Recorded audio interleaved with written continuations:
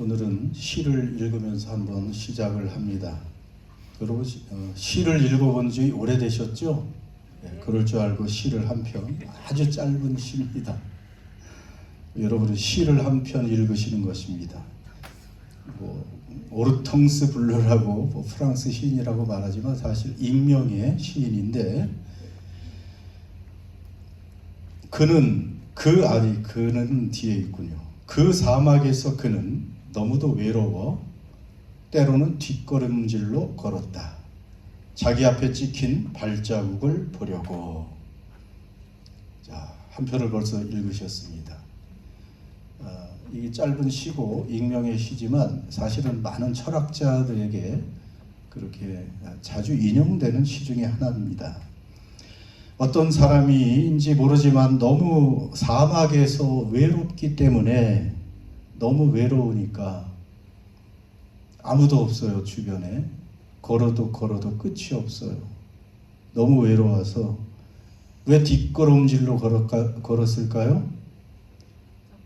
뒷걸음질로 걸으면 그나마 자기 발자국이라도 보이지 않을까. 보이지요. 그렇게 걸었다는 것입니다. 자, 이 시가 왜 유명하냐 하면, 사실 사막이라는 것은 우리 인생을 의미하는 거예요. 우리가 광야길을 걷는다고 하잖아요.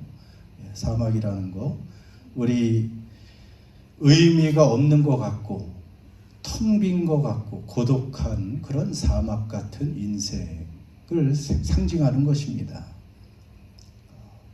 아무것도 없지만 또 때로는 거친 모래바람이 막 불어옵니다. 모래바람은 더 힘들어요. 그래서 낙타만 지나갈 수 있죠. 낙타는 또 하나님께서 눈썹을 아주 길게 튼튼하게 하셔가지고 모래바람이 불어도 그 사막을 횡단할 수 있는 그러한 힘이 있죠. 아무튼 이 사막을 걸어가는 인생인데 너무 외로워서, 여러분 외로움을 느낀 적이 있습니까? 우리 곁에 사람들이 너무 많으니까 외롭지 않은 것 같지요. 그런데 인간은 결국 혼자 가는 거예요.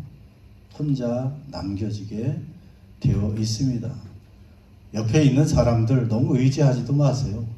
어떻게 보면 큰 도움도 안 되잖아요. 도움이 됩니까? 도움이 될 때도 있고 거추장스러울 때도 있고, 그러나 혼자 서기를 잘하는 사람이 돼야 됩니다. 그래서 이 시는 참 너무 공허하고 고독하고 외로운 그러한 인생, 도대체 나는 왜 이 사막에 혼자 남겨져서 이 사막을 걸어가고 있을까 하는 이런 질문을 하는 그런 시라고 할 수가 있습니다. 여러분도 그런 고민을 해본 적이 있습니까? 왜 나는, 인생은 왜 이렇게 고독하고 왜 이렇게 외롭고 왜 이렇게 힘겨운 것인가? 도대체 어디로 가는 것이지? 나는 지금 잘 살고 있는 것인가? 이런 생각을 하는 것이 사람인 것이에요. 여러분, 들판에 소나 양이 그런 생각하는 거 보셨어요? 소나 양이 나는 도대체 왜 살지? 그런 생각 안 하죠. 풀이나 꽃도 그런 생각을 안 합니다. 그냥 그 앞에 있는 것 가지고 그냥 살다가 죽는 거예요. 아무튼 지금 계속 곁길로 나가려고 하는데 소의 일생을 알면 참 소는 얼마나 불쌍한지 몰라요. 이 나라 소들. 그 우유를 인간이 얻으려고 그냥 막 임신을 시켜서 송아지 나면 바로 그냥 치워버리고 꼬리를 자르고 아침 저녁으로 우유를 쥐어짜고, 여러분, 그리고 이제 쓸모가 없으면 또 이제 도축하고. 그 소의 일생을 생각해 보면, 소가 생각하는 소가 있다면 아마 탈출할 것 같아요. 그렇지만 그런 생각은 없죠. 여러분, 인간만이, 모든 피조물 중에서 사람만이 자기 존재에 관한 질문을 하고 살고 있는 거예요. 그래서 아무리 먹고 살기 힘들어도 하루하루 일하고 생존하기 힘들어도 우리는 생각하며 사는 것이 인간입니다. 그런데 아무튼 아무리 사막을 걸어가면서 고독하고 외롭게 내 존재가 무엇인가를 아무리 질문을 해도 사실 인간 스스로는 답을 찾을 수가 없어요. 인간에게는 그런 능력이 없습니다. 그래서 누가 인생의 의미를 알려주십니까? 하나님께서 열어주셔야 그때 비로소 내가 어디서 와서 어디로 가고 있는 중이구나, 그리고 어디로 가는구나 하는 것을 알게 돼요. 한국 사람들은 참 지혜가 있죠. 그래서 사람이 죽으면 어떻게 하셨다 그래요? 제일 많이 쓰는 말. 사람이 죽으면 그 분을 어떻게 하셨다 그래요? 돌아가셨다 그러잖아요. 아유, 예. 어디로 돌아갔다는 거예요? 하나님께 하늘로 돌아갔다는 거예요. 돌아온 곳이 있을 거 아니에요. 그 말에는 사람이 하늘로부터 왔다가 하늘로 다시 돌아가는 것. 이걸 어렴풋이는 알고 있어요. 동양 철학에서도. 그렇지만은 이렇게 성경에서처럼 구체적으로 알려주진 않죠. 인간은 하나님께로부터 와서 하나님이 보내신 목적이 있고 그것을 이루고 다시 때가 되면 하나님께로 가는 거예요. 돌아가는 것입니다. 그냥 어지럽게 돌아가는 게 아니고 돌아가는 겁니다. 자, 이렇게 외로운 사막 같은 그런 인생을 살아가고 있지만 여러분은 그 사막에 우리 발자국만 찍히지 않고 그 옆에 또 누구의 발자국이 있다는 것을 우리 그리스도인은 알고 있습니까? 하나님의 발자국이 함께 있다는 것을 아는 사람이 그리스도인인 줄 믿습니다. 오늘 말씀에 연관이 돼서 이런 말씀을 드립니다. 4절에 보면 오늘은 딱 2절만 가지고 합니다. 오늘 좀 빨리빨리 요한계시록 강의를 하고 있는데 요한계시록 전체 절수가 404절이나 되는데 오늘도 2절밖에 나가지를 못합니다. 너무 그 의미가 많은 그런 그 말씀들이 많기 때문에 이렇게 되면 한 3년 동안 요한계시록을 강의할 수도 있는데 또 빨리 지나가는 것도 있겠죠. 그러니까 걱정하지 마시고, 자, 요한은 아시아에 있는 7교회에 편지하노니 이제도 계시고 전에도 계셨고 장차 오실 이와 그의 보좌 앞에 있는 7 영과 이렇게 시작을 하고 있습니다. 요한계시록은 편지 형식, 서신 형식을 띠고 있다고 했죠. 편지에는 발신자가 있고 수신자가 있습니다. 누가 쓰고 있습니까? 누가 보냅니까? 요한이 보내고 있습니다. 수신자는 아시아에 있는 7 교회입니다. 여기서 아시아라는 것을 착각하지는 마세요. 아시아 하면 우리가 떠올리는 것은 대한민국, 중국, 일본, 러시아, 동남아시아 이런 아시아를 생각하는데 그 아시아가 아닙니다. 성경에 아시아가 나오는데 아시아는 지난번에도 그림을 보여줬었죠. 터키의 그 서쪽 지중해 쪽으로 있는 그 지역을 거기만을 아시아라고 불렀어요. 로마 시대에.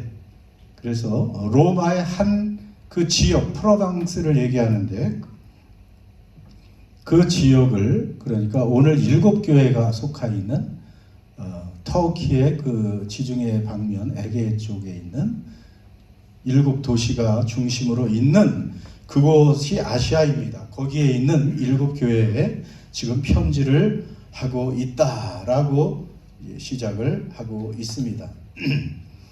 오늘 볼 이 2절에 사실은 성부 하나님, 성자 예수님, 성령 하나님에 관한 이러한 모습이 다 나와 있어요. 그래서 중요합니다. 자, 오늘 4절에 다시 보면 편지하는데 먼저 누구를 소개합니까? 이제도 계시고 전에도 계셨고 장차 오실 이, 자, 이분이 누굴까요? 이제도 계시고 전에도 계셨고 장차 오실 이분은 누구겠어요? 자, 여기에 이제 5절까지의 성부, 성자, 성령님이 계시다 그랬어요. 자, 이 부분은 한 분을 가리키고 있어요. 성부 하나님일까요? 성자 예수님일까요? 성령 하나님일까요? 여러분이 깊이 여기를 미리 공부를 안 하셨기 때문에 그냥 가만히 계시면 중간을 가는 거고, 성부 하나님을 가리키는 거예요. 하나님. 자, 하나님, 오늘 삼위일체 하나님이라고 그랬으니까 짧게 보면 하나님은 몇 분이시라고 그랬어? 하나님은 몇 분? 한 분이죠. 정확히 이렇게 확신 있게 얘기하세요. 왜 헷갈려? 하나님은 한 분이요. 그런데 세 인격으로 존재하시잖아요. 위격이 셋이야. 하나님은 한 분이신데 세 인격으로 나눠 성부 하나님, 성자 예수님, 성령 하나님 세 분이면서 하나. 그래서 여러분이 좀 헷갈린 거죠. 삼위일체라고 하는 거예요. 인격은 세 인격인데 한 분이에요. 하나님은 나눠지거나 분리되지 않아요. 구분만 될 뿐이에요.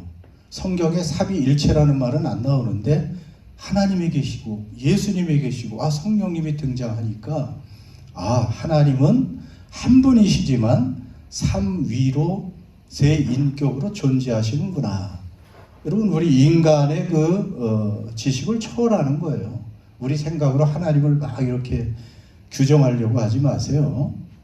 그래서 삼위일체 하나님이십니다. 자, 오늘 이제도 계시고 전에도 계셨고 장차 오실 이는 누구냐면 성부 하나님을 얘기하는 거예요. 성부 하나님을. 그 다음에 보면 예수님이 있고 성령님이 다 나와요. 요 세 말로 이제도 계시고 전에도 계시고 장차 오실 이로 설명하시는 이분은 바로 하나님 아버지를 얘기하는 것입니다. 여러분, 하나님을 왜 이렇게 설명할까? 하나님은 보니까 계신 분이에요. 지금도 계시고 전에도 계셨고 앞으로 장차에도 계시니까 다시 오실 거 아니에요. 하나님은 계신 분이에요. 이게 또 오늘 다 시하고 다 연관이 돼요. 여러분, 하나님이 이름이 있어요, 없어요?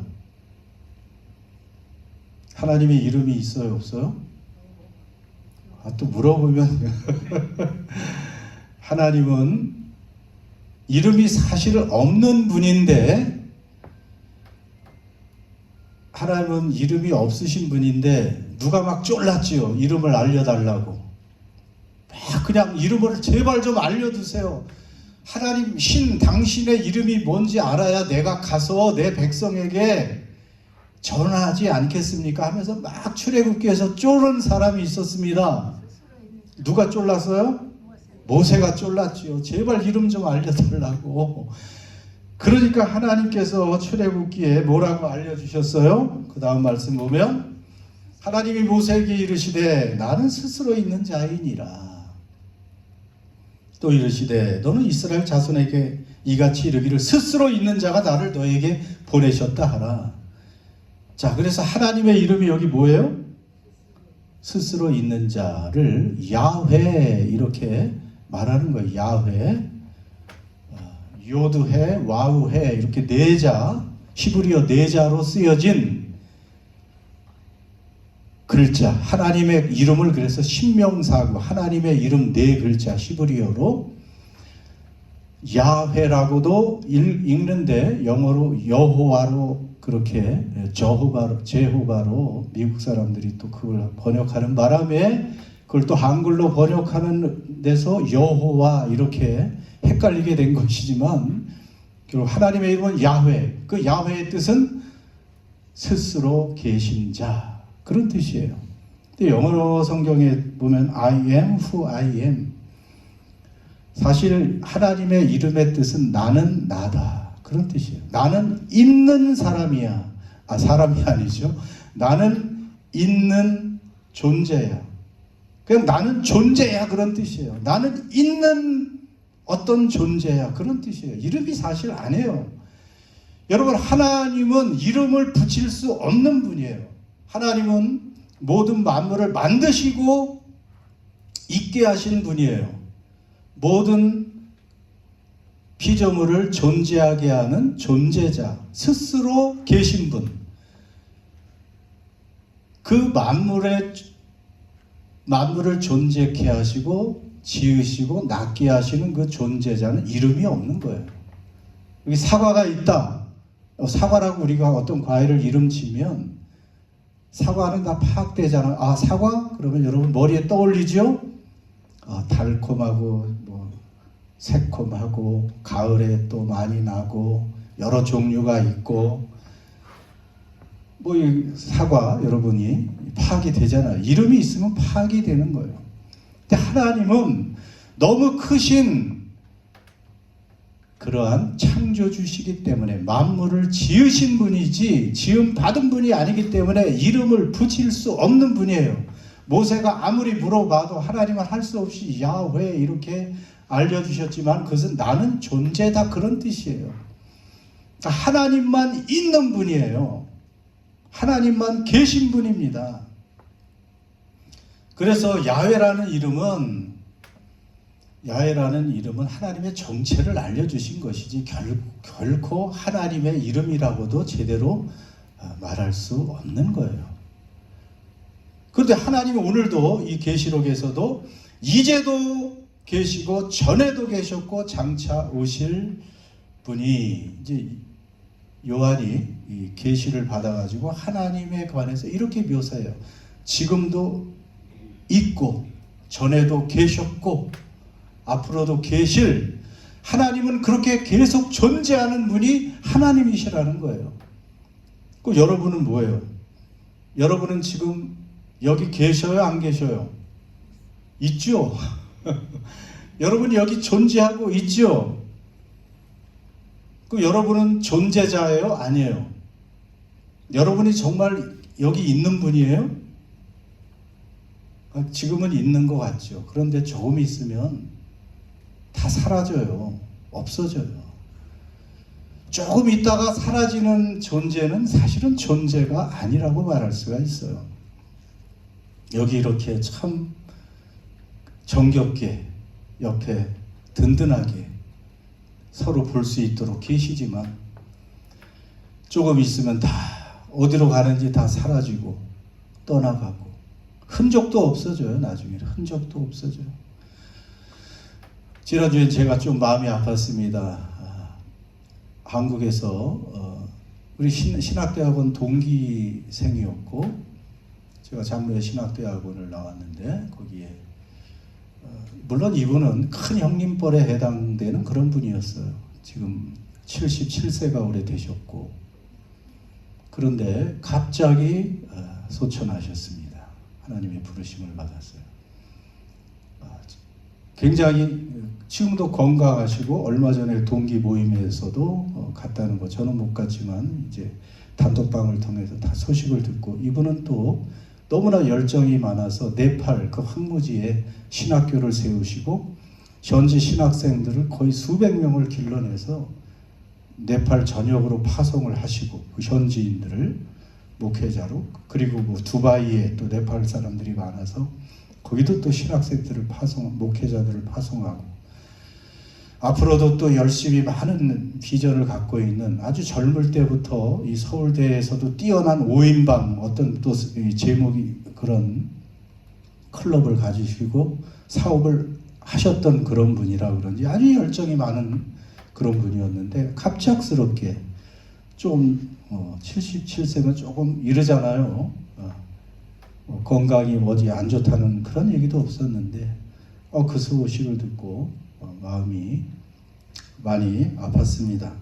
물론 믿음으로 그의 그 이후의 삶이 더 아름답다는 것은 알지만 일단 헤어지는 것이 한번 내년 정도에 뵐 수 있었는데 저하고도 또 여러 가지 또 인연이 있고 그래서 그렇게 사라집니다. 여러분, 그래서 인간이나 이 피조물들은 있다고 하고 존재한다고 하지만 사실은 있는 게 아니에요. 조금 있다 사라지니까. 있다, 존재하다 할 수가 없어요. 근데 하나님의 이름은 뭐라고요? 나는 있는 사람, 나는 존재다. 하나님만이 영원부터 현재 그리고 영원까지 계속 계시는 그분 때문에 그분만이 존재자라고 하는 거예요. 그분만이 존재하시는 분이에요. 그래서 오늘 이름이 지금도 계시고 전에도 계셨고. 여러분, 우리는 인간은 과거에 있었나요? 물론 과거에 있는 사람들도 있었죠. 과거에 있는 사람도. 인간은 근데 과거도 잠깐 있는 과거, 그게 뭐 그 영원 전부터 계신 그분이 있는 분이라고 말할 수가 있죠. 그렇게 있는 분, 존재하는 그분 안에서만 우리는 존재를 얻을 수가 있어요. 그분 안에서. 그렇지 않으면 우리는 있는 게 아니에요. 그림자 같다고 하잖아요. 조금 있다가 들에 풀 같고 풀의 꽃같이 있는 것 같은데 어느 순간 사라졌어 보니까 어디들 가셨어? 그게 인간 아닙니까? 그런데 존재자인 하나님 앞에서 우리는 존재합니다. 저는 장례식에 갈 때, 한국에서는 장례식을 많이 집례도 하고 그냥 따라다니기도 많이 했지만, 제가 집례할 때 우리 교회에 어떤 이제 연세 드신 집사님들이 그 전에 돌아가시고 그러면 저는 고인이라는 말을 사용하지 않습니다. 사람들은 죽으면 이제 고인이라고 바로 그냥 이름 앞에 고자를 붙여. 고 누구누구. 과거의 사람이 되었다는 것이죠. 그러나 예수님 안에서, 하나님 안에서, 그 존재 안에서 죽는 사람은 죽는 게 아니고 잠자는 것이고, 고인이 아니고 현재도 살아있는 사람이 되는 거예요. 이 참된 영원히 계신 분 존재 안에 있을 때 그분을 통해서 우리는 생명을 얻게 되고 이제 고자를 붙일 필요가 없는 그런 사람이 됩니다. 죽은 사람이 아니기 때문에 그렇습니다. 그리고 우리 주님만이 지금도 계시고 전에도 계셨고 장차 오실이다. 여러분, 이 장차 오실 분이 여러분 미래에 누가 있을 수 있어요? 미래에 누가 있을 수 있습니까? 그런데 하나님은 미래에도 계셔서 다시 오셔서 세상을 심판하시고 세상을 통치하신다. 즉 그런 의미예요. 물론 다시 오실 분은 예수 그리스도시지만은 하나님의 그 계획 안에서 하나님이 보내시고 하나님의 때에 그런 일이 이루어지기 때문에 여기 이 첫 번째 문장은 하나님 아버지를 지칭하는 것입니다. 전에도. 그런데 왜 우리는 과거, 현재, 미래 이렇게 다 생각하기 하잖아요. 근데 하나님이 오늘 하나님에 관해서 말씀할 때 보면 이제도 계시고 전에도 계셨고 그 다음에 장차 오실 이, 현재를 먼저 쓰고 그 다음에 과거, 미래를 먼저 씁니다. 사실 요한계시록 4장에는 전에도 계셨고 지금도 계시고 장차 오실 이 이렇게 되어 있는데, 오늘 요 1장 서두에서는 하나님을 지금도 계시고 전에도 계셨고 장차 오실 이, 다음 주에 볼 또 8절에 또 나와요. 똑같이 지금도 계시고 전에도 계셨고 장차 오실 이, 현재를 먼저 씁니다. 왜 그렇습니까? 하나님은 또 다른 의미로 하나님은 지금 여기에 함께 계시는 분이라는 것을 강조하는 거예요. 여러분, 하나님은 지금 우리와 함께 계신다. 요한계시록에 그 수신자들, 소아시아의 7교회, 지금 로마 시대 특히 도미시안 황제 치하에서 가장 무서운 박해를 받고 있다고 했잖아요. 너무나 심한 박해, 순교 당하기도 하고 모든 사회생활을 할 수 없고 가살이 몰수되고 예수님 믿는다고 하면 그래서 추방되거나 아예 도주를 하거나 여러분 그런 극심한 박해 상황에서 하나님이 계신가? 하나님이 계시면 왜 하나님 빨리 심판하지 않으시고 우리를 왜 이렇게 극심한 고통스러운 환경에 있도록 허락하시는가 하면서 신앙의 회의에 빠질 수도 있습니다. 그럴 때 하나님은 지금도 계시다. 지금도 있는 존재가 바로 나다. 그렇기 때문에 너희는 두려워하지 말라. 근심하지 말라. 내가 다 보고 있고 너의 상황들을 알고 있고 나를 끝까지 의지해라. 그러면 아름다운 결말이 찾아올 것이다. 이렇게 말씀하시는 것이나 마찬가지입니다. 그래서 이 서론은 굉장히 중요해요. 자, 하나님 아버지에 관해서 정말 계신 분이라고 이렇게 말씀하시고 여러분 4절에 보면 자, 이제도 계시고 전에도 계시고 장차 오실리와 그 다음에 그의 보좌 앞에 있는 7 영과 자, 성부, 성자, 성령 중에 누구를 말할까요? 보좌 앞에 7 영은 어떤 하나님? 성령 하나님을 말씀하는 것이죠. 근데 왜 7 영이라고 했을까? 하나님의 보좌 앞에 있는 7 영. 여러분 성령이 7분이 아니고 성령님은 한 분인데 7이라는 숫자는 완전한 수고 충만한 수라는 의미가 있다고 했죠. 그래서 이후에 2, 3장에 걸쳐서 보면 7 교회에 편지할 때 마지막에 성령이 교회들에게 하시는 말씀을 들을지어다 하면서 7 교회 각자에게 또 성령께서 하시는 말씀. 그래서 7이라는 숫자는 완전수입니다. 하나님이 천지를 창조하시고 몇째 날에 쉬셨어요? 7째 날에 7일, 7도 그래서 완전한 숫자고요. 특별히 이사야서 11장 1절에 보면 성령님에 관해서 이렇게 말씀하고 있습니다. 이새의 줄기에서 한 싹이 나며 그 뿌리에서 한 가지가 자라서 열매를 맺는다. 같이 봉독합니다. 주님의 영이 그에게 내려오신다.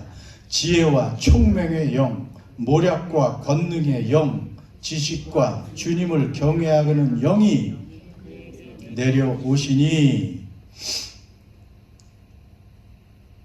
이새의 줄기에서 나는 한 싹, 한 가지. 그분이 누구를 의미해요?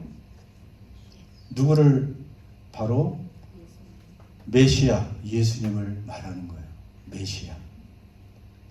메시아는 여러분 메시아는 정확히 메시아라는 뜻이 메시아를 기다린다. 사실은 구원자 이렇게 말하지만 메시아는 기름 부음을 받은 자 그런 뜻이에요. 정확히는 기름 부음을 받은 자.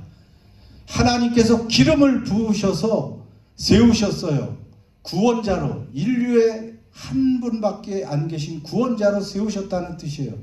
원래 구약에서 왕에게 선지자에게 대제사장에게 기름을 부어요. 그래서 임명을 하잖아요. 기름을 부을 때마다 성령이 임하셔서 그 왕의 직책, 선지자의 직책, 대제사장의 직무를 수행할 수 있는 힘을 부어주십니다. 그런데 예수님이 메시아잖아요. 그 메시아가 신약의 그리스도로 번역하면 그리스도라는 뜻이에요.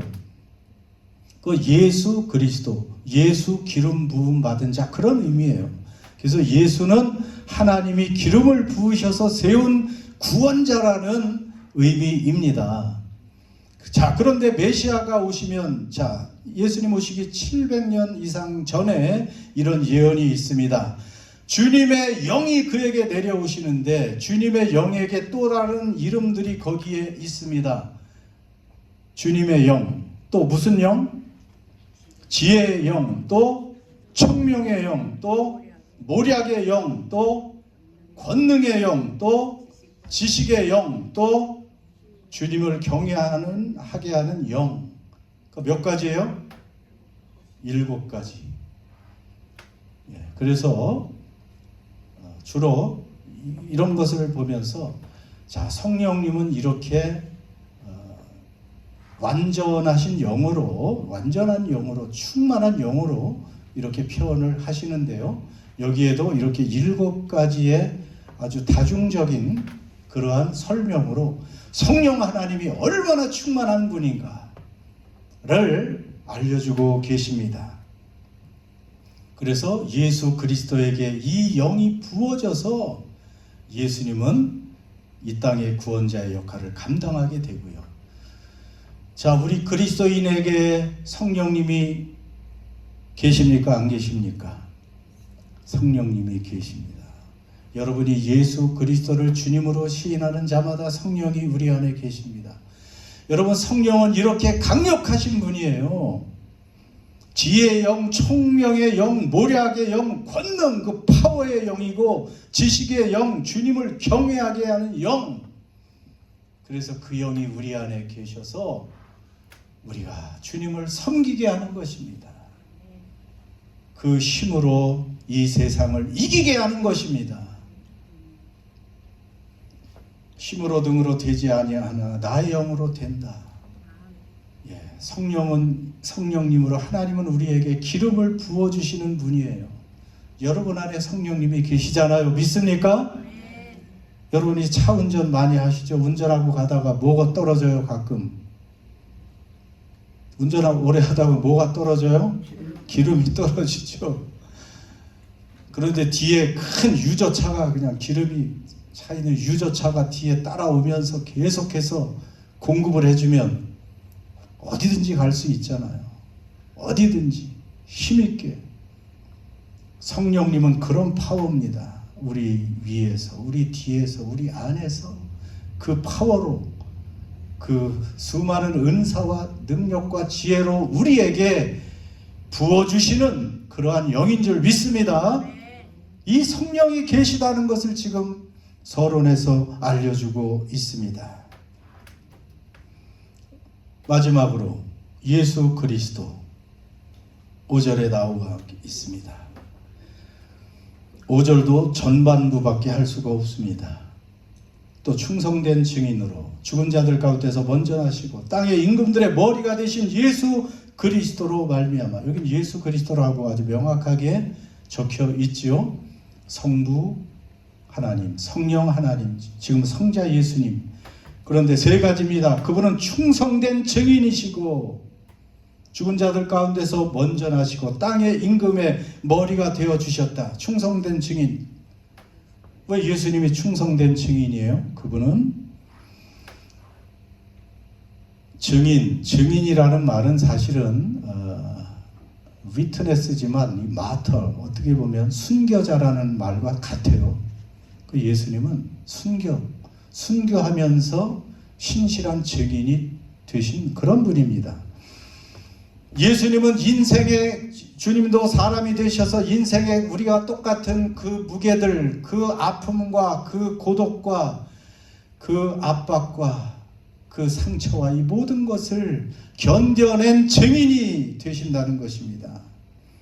시험과 유혹을 극복한 증인이 되시고 하나님의 뜻에 순종하시고 그리고 죽음도 이기신 증인이 예수 그리스도라는 사실을 알려주고 있습니다. 그렇기 때문에 여러분 가운데도 물론 요한계시록의 그 수신자들이 처해 있는 그 극심한 어려운 환경들, 또 오늘 이 계시록의 말씀을 읽고 있는 우리들이 어떠한 힘든 환경 속에 있다 할지라도 예수님이 이러한 충성된 증인이기 때문에 그분을 믿고 일어서라, 힘을 내라, 포기하지 말고 무너지지 마라. 내가 세상도 이겼고 사망도 이겼고 문제도 다 이겨낸 승리자다. 나와 함께 승리할 수 있다고 말씀하시는 것입니다. 죽은 자들 가운데서 먼저 나셨다. 그분만이 부활하셔서 부활의 첫 열매가 되었으니 우리도 그분 안에서 언젠가 부활한다고 말씀을 드렸죠. 부활은 그저 죽었다가 다시 사는 게 아니고 변화되는 것이 부활이라 그랬습니다. 영광스러운 모습으로 변화되어 살 것이다. 그래서 마지막으로 예수님을 무엇으로 묘사하고 있습니까? 땅의 임금들의 머리다. 여러분, 땅의 임금들, 땅의 왕들, 땅의 통치자들의 머리, 룰러, 통치자가 되시는 분이 바로 예수 그리스도라는 사실입니다. 미국의 트럼프가 대통령이 된 후에 그 막강한 권세 때문에 세상 나라의 왕들이, 그 통치자들이 그 앞에 가서 무릎을 꿇고 머리를 조아리고 잘 보여서 조금이라도 좋은 딜을 해서 좀 살아보려고 애쓰고 있습니다. 트럼프 권력이 대단한 것 같아도 몇 년짜리예요? 대통령이, 미국 대통령 4년인가요? 5년도 안 되네? 4년 연임인데 4년밖에 안 되는구나. 4년밖에 안 돼, 그래야 잠깐 지나가는 그러한 일입니다. 근데 우리 예수님은 모든 통치자들의, 이 땅의 왕들이나 대통령이나 뭐 총리나 이런 세상의 통치자들의 통치자라고 말씀하십니다. 여러분 믿습니까? 우리 예수님은 이 만왕의 왕이고 우주의 유일한 최고의 정점의 권세를 가지신 그런 분인데 임기가 있을까요? 없을까요? 없어요. 임기가 없어. 그러니 선거나 투표가 할 필요가 있어요? 없어요?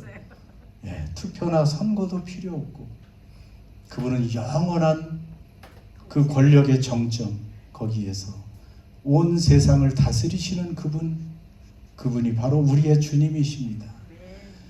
그분의 손에 모든 나라들의 운명이 달려있고 모든 인간의 개인의 운명, 흥망성쇠, 이 모든 것이 그분의 손에, 그분의 입에 달려 있습니다. 그분이 우리의 주님이시고 여러분, 그분이 우리의 목자이십니다. 그러니 자, 우리는 두려울 것이 없는 그러한 사람들이라는 것이죠. 그래서 편지에는 늘 인사가 있는데 이러한 성부, 성령, 성자 예수님으로 말미암아 무엇이 있기를 원하노라? 은혜와 평강이 너에게 있기를 원하노라. 이러한 주님으로부터 거저주시는 그 은혜가 우리에게 있고 믿는 자들에게 있고, 여러분 믿는 사람은 이런 하나님, 정말로 계시고 존재하시는 그분, 그리고 우리에게 파워와 지혜와 능력을 주시는 성령 하나님이 함께 계시고 모든 왕들의 왕이신 우리 주님이 또 우리와 함께 하시고 우리를 돕는 자시니 우리는 어떤 환경에서도 평안을 누릴 수 있는 존재라는 것입니다. 그래서 요한은 이 계시록을 길게 이제 22장이나 써내려가면서 이 서론에서 이렇게 성부, 성자, 성령 하나님을 아는 것이 먼저 필요하고, 이 하나님을 바라봄으로 너희는 그 어려움도 어떤 환경도 이겨낼 수가 있고 나와 함께 승리자가 될 수 있다는 것을 알려주고 계십니다. 오늘 동일하게 우리도 이 성부, 성자, 성령 하나님의 놀라운 은혜가 그분으로부터는 또 평강이 넘치시기를 주의 이름으로 축원합니다. 기도합시다.